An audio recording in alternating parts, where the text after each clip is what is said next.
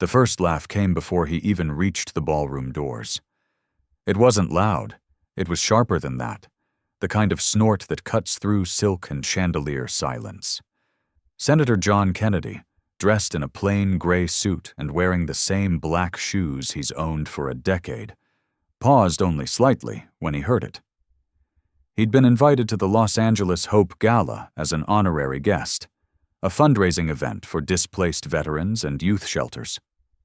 But tonight, amid a sea of designer gowns, influencer cameras, and curated perfection, Kennedy looked out of place, like a dusty painting hanging in an art gallery of neon. Someone muttered, "Did they bring him here to ghostwrite the Gettysburg Address?"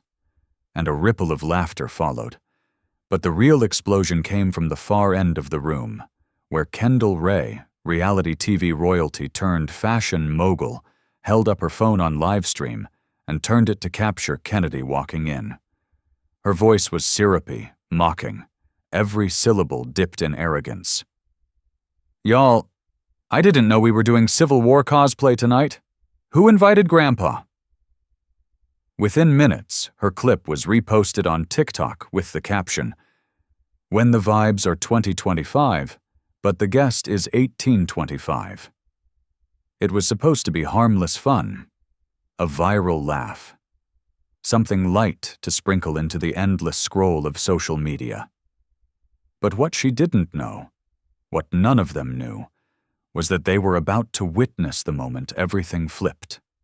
You see, it wasn't just that Kennedy was older or quieter or less polished than the rest.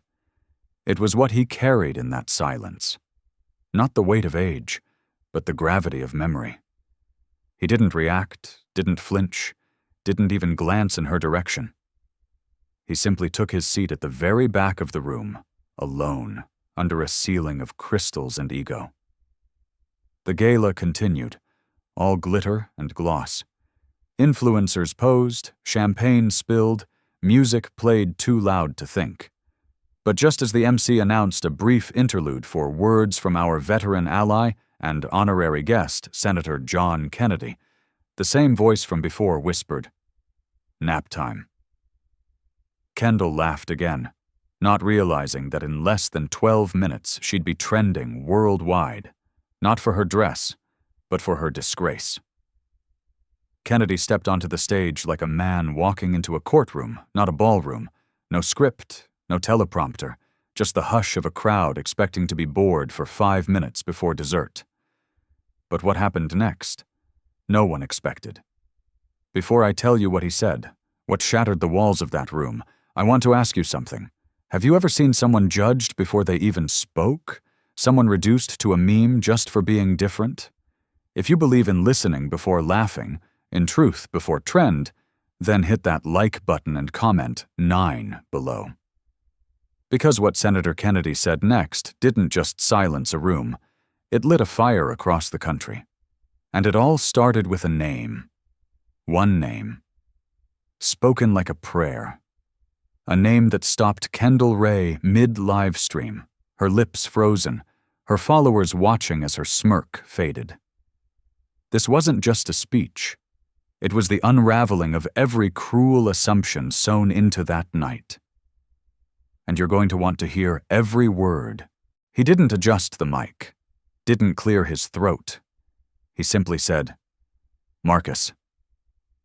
The word hung in the air like a drop of ink in a glass of water, spreading slowly, staining everything it touched. "Marcus was 9 when I met him," Kennedy continued, his voice low but steady, the kind of voice that didn't demand attention, but quietly stole it. He and his mother were living out of a station wagon on the east side of Baton Rouge. She'd lost her job after getting sick. He was the kind of kid who said, "Yes, ma'am," even when he was freezing. The laughter was gone now. Even the background music had faded, or maybe someone had the good sense to turn it off. People leaned forward, some with curiosity, others with discomfort. Kendall Ray, still holding her phone, looked sideways as if trying to understand why the atmosphere had shifted so sharply. But Kennedy kept going. They were sleeping in church parking lots, living off vending machines and gas station food. The only hot meal Marcus got that month came from the very organization this gala claims to support. He paused, not for effect, but because his voice caught just slightly. It was meatloaf, dry, came with a packet of ketchup, but to him it was a feast. Kennedy's hands rested calmly on the podium. No gestures, no drama, just presence. I sat with him while he ate. He told me he wanted to be a doctor, not to make money, not to buy a house, but so he could make his mama better. The room was still. Even the servers had stopped moving. Years passed. I kept track of him, helped when I could. And 3 months ago, Marcus graduated from medical school, honors. He volunteers now, same shelters, same kids. He let that sit for a moment, let it marinate in the room, and then he said quietly, "That's why I'm here. Not because I want to post about it, not because I needed a photo op, but because this kind of story shouldn't be rare. It should be normal." In the back of the room, a fork dropped. Somewhere on Kendall Ray's phone, the livestream comments had shifted from laughing emojis to question marks. One user typed, "Wait, this is actually kind of powerful?" Another, "He's making more sense than all the influencers combined." But in the room itself, the silence had changed. It wasn't awkward anymore. It was reverent. Kennedy looked out at the audience, locking eyes with no one and everyone at once. "I don't know what trends. I don't know what goes viral. But I do know that empathy doesn't expire. Dignity isn't outdated. And kindness?" He paused, his eyes scanning the rows of perfect dresses and rented tuxedos. "Kindness never goes out of style." People began to clap, hesitantly at first, then more and more, until it became a standing ovation, not for celebrity, not for spectacle, but for something real. Something raw. Kendall remained seated. Her hand slowly lowered her phone. She looked disoriented, like a person waking up from a dream they didn't understand. Her face was still beautiful, her makeup still perfect, but something in her eyes had broken, not out of anger, but out of awareness. As Kennedy stepped down from the stage, a few attendees moved toward him. Some shook his hand, others simply nodded. One elderly woman touched his arm and whispered, "Thank you. That story, that boy, reminded me of my son." Kendall stood up and walked toward the side exit, avoiding every camera that tried to capture her expression. But the damage was done. Not by malice, not by vengeance, but by truth. And the internet, so often cruel and shallow, had caught it all. Just minutes earlier, she was the queen of the room. Now she was the echo of a joke that didn't land. And in her place, in the center of the narrative, stood a man with wrinkles, with worn shoes, with a voice that had lived through decades, and a story that was finally being heard. Because when real cuts through fake, when dignity meets mockery, when memory walks into a room full of performance, there's only one thing that lasts. Truth. The footage hit the internet before Kennedy even made it back to his seat. Someone in the front row had recorded his entire speech on a clean, crisp phone angle, and they uploaded it with a simple caption. "This is how you silence a room." Within an hour, the video was reposted on Twitter, Instagram, TikTok, and YouTube Shorts. But it wasn't just reposted, it ignited. Influencer accounts that usually never touched anything deeper than lip gloss reviews and vacation vlogs began stitching the clip with tears in their eyes. Soldiers shared it. Teachers shared it. Parents paused at their kitchen tables to listen. Even the algorithm seemed to know this wasn't ordinary. Meanwhile, Kendall Ray's name started trending, for all the wrong reasons. At first, her fan base jumped in to defend her, calling it just a joke, saying people were too sensitive. But then someone found the full clip of her live stream, the eye roll, the mocking voice, the snide caption, and uploaded it with a side-by-side of Kennedy's story. No music, no flashy editing. Just contrast. Pure, brutal contrast. One comment read, "This is what happens when the spotlight finally finds the wrong person." Another, "She mocked a man who literally saved a homeless kid's life." By midnight, brands began to notice. One of Kendall's fashion sponsors quietly removed her from their front page. A skincare brand postponed a launch she was scheduled to host. PR teams huddled. Statements were drafted. But nothing could outrun the truth that had already gone viral. It wasn't just what Kennedy said. It was what he didn't say. He never fired back. Never named names. Never shamed anyone. He just told the truth. And the truth did the rest. Inside her Beverly Hills apartment, Kendall stared at her phone like it was a foreign object. The notifications had gone from heart emojis to firestorms of disapproval. "I used to love you, but this was gross. You laughed at someone who came to help. You need to apologize, not for the clout, but because it's the right thing." Her perfectly manicured fingers trembled slightly as she tried to type a response, deleted it, typed again, deleted. She wasn't used to this. She was used to praise, not pressure, applause, not accountability. Somewhere in the comments, someone posted the question that changed everything. But what if Kennedy hadn't spoken? What if we all just kept laughing? The comment exploded with replies, shares, quotes. It wasn't about a gala anymore. It was about something bigger. The way we judge before we understand. The way we laugh at people who don't fit the aesthetic. The way fame had replaced character. And how, once in a while, someone steps into the room not to shine, but to remind. Back at the hotel, Kennedy was alone. He had refused the after-party, skipped the interviews. He sat in his room with a glass of water and a stack of letters he always traveled with. Notes from constituents, some over a decade old. He didn't know yet that the internet had crowned him a hero.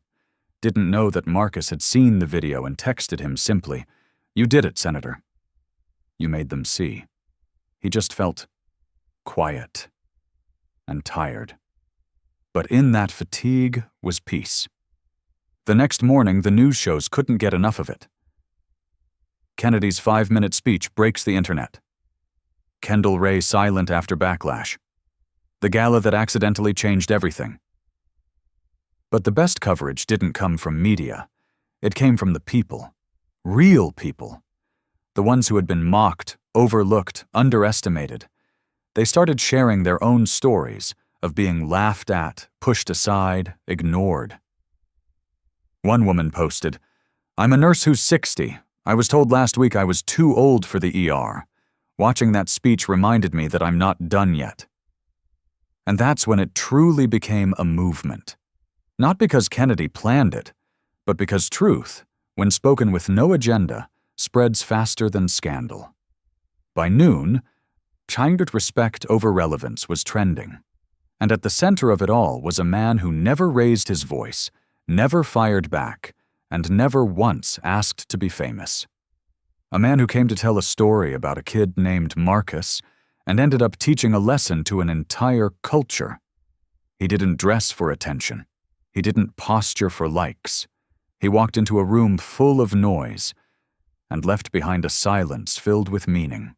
The apology came exactly 36 hours later, and it was everything the internet feared it would be. Polished, empty, and late. Kendall Ray posted a 3-minute video from her living room, sitting beneath a modern chandelier that likely cost more than most people's cars. Her tone was rehearsed, her voice slightly trembling in the way PR teams advise to signal vulnerability. "I just want to say how sorry I am if anyone was offended," she began, her eyes never quite meeting the lens. "I didn't mean to hurt anyone. Sometimes we joke without realizing how it lands." But the world had already changed. The comments section wasn't buying it. "If," one user posted, "you laughed in his face and live-streamed it." Another wrote, "This isn't about a bad joke. It's about who we think deserves respect." The apology video, instead of calming the storm, fed it. Screenshots from Kennedy's speech were now viral memes. One, with the caption, "Kindness never goes out of style," was printed on t-shirts by the end of the week. Kendall's team scrambled.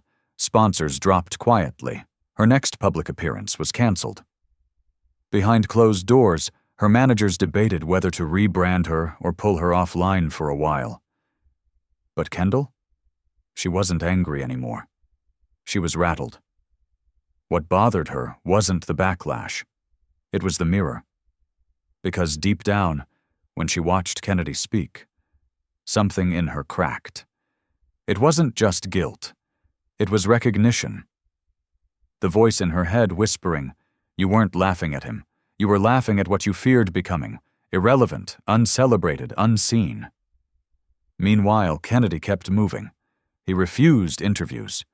He donated every speaking fee offered to him in the aftermath of the viral moment. Instead of capitalizing, he doubled down on quiet work, meeting with nonprofits, calling shelters, writing letters of support for struggling families. But the public wasn't done with him. Crowds gathered outside his next public event. Reporters hounded him. One asked, "Do you think this signals a cultural shift?" Kennedy looked thoughtful, then said, "I don't know about culture. But I know decency still resonates. That's a start." And in a corner of the internet rarely touched by sincerity, something incredible happened. Ordinary people began posting their own Kennedy moments. A teacher who stood up for a bullied student, a grocery store clerk who paid for an elderly man's meal. Small things, real things, the kind of actions that don't trend until they do. One video, shot on a phone in black and white, showed a homeless veteran crying while watching Kennedy's speech in a diner. The caption read, "That man gets it. He really gets it." It hit 10 million views in a day. Kendall saw that one too. She watched it in the middle of the night, wrapped in an oversized hoodie, alone on her couch. No makeup, no filters, just her and the weight of what she'd done, and what she hadn't done. For the first time in years, she clicked, "Go live," not to sell something, not to perform, but to ask. Just ask. "Can we talk?" she said, her voice raw. "Not about me, about what I didn't see." The live filled slowly. People were skeptical, some cruel, but many were curious. And for 20 minutes, Kendall Ray did something she'd never done. She listened.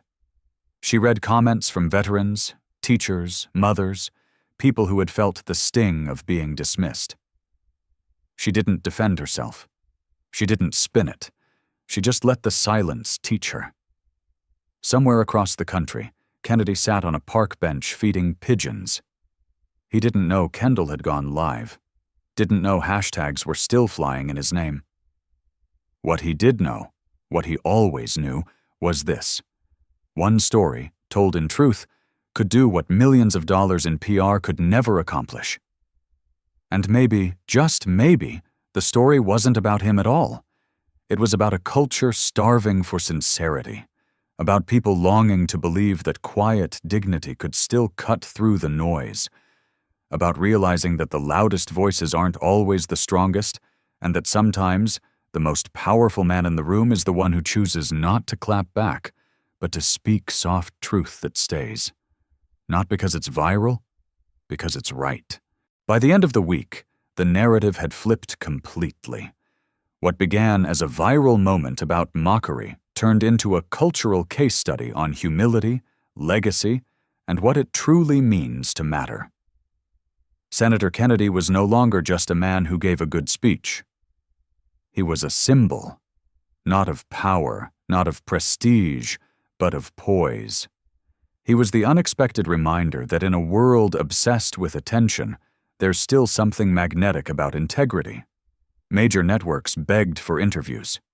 Podcasts titled Episodes The Kennedy Moment. Late-night hosts replayed the gala clip not for jokes, but for reflection. Even Gen Z creators, The same ones who had turned Kendall's livestream into a laughingstock began posting thoughtful reactions, some in tears, others simply nodding in silence. Kennedy had said what no algorithm could predict, that real respect can't be manufactured, and character is louder than content. The most surprising shift, however, came from Kendall Ray herself. After her impromptu late-night live, she went silent for 72 hours. No tweets, no photo shoots, no branded content. Then, without warning, she posted a photo of herself. No makeup, sitting on a street curb, holding a handwritten cardboard sign that read, "Listening, laughing." The caption was just 4 words. "I'm still learning." Sorry. No publicist wrote that. It wasn't strategic. It was raw, and for once, it rang true. Some people stayed angry, but many paused.